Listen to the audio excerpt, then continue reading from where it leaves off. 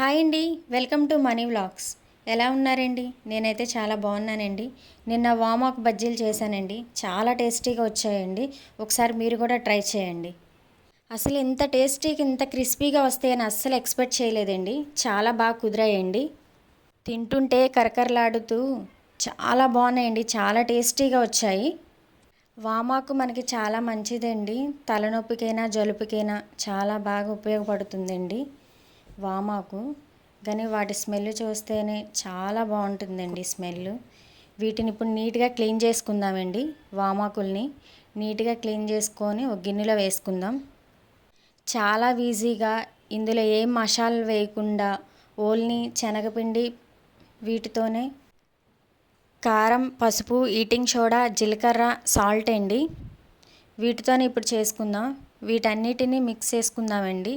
Oil కూడా కొంచెం లైట్గా వేసుకుంటే చాలా టేస్టీగా ఉంటుంది. ఇవన్నీ ఒక్కొక్కటిగా వేసుకొని కలుపుకోవాలండి. కలిపే విధానంలోనే ఉంటుందండి ఆ టేస్ట్. అటు గట్టిగా కాకుండా అటు లూజ్గా కాకుండా నేను చూపించే విధానంగా ఇలా కలుపుతూ ఉండాలండి. ఇందులో ఇప్పుడు కొంచెం కొంచెంగా వాటర్ వేసుకుందాం. ఇప్పుడు కళాయిలో ఆయిల్ వేసుకుందామండి.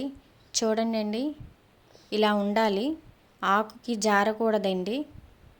చూడండి ఉడికేటప్పుడు ఎలా ఉంటుందో చూసారా? అలా రావాలండి.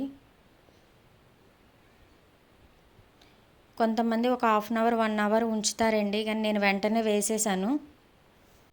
వెంటనే వేసేసిన చాలా క్రిస్పీగా వచ్చాయండి. చూడండి, చూస్తుంటేనే తెలుస్తుంది కదా, చాలా బాగా కుదిరాయండి. ఒకసారి మీరు కూడా ట్రై చేయండి. ఆ క్రిస్పీనెస్ తింటుంటే నోటికి తగులుతుంటుంటేనండి నేను చెప్పడం కాదు కానండి, చూస్తుంటేనే తెలుస్తుంది కదండి. చాలా టేస్టీగా కుదిరాయండి. చాలా బాగున్నాయి. ఇది నా కొత్త ఛానల్ అండి. 5 డేస్ అయింది నేను యూట్యూబ్ స్టార్ట్ చేసి. మా వీడియోస్ కానీ మీకు నచ్చితే like and share and subscribe.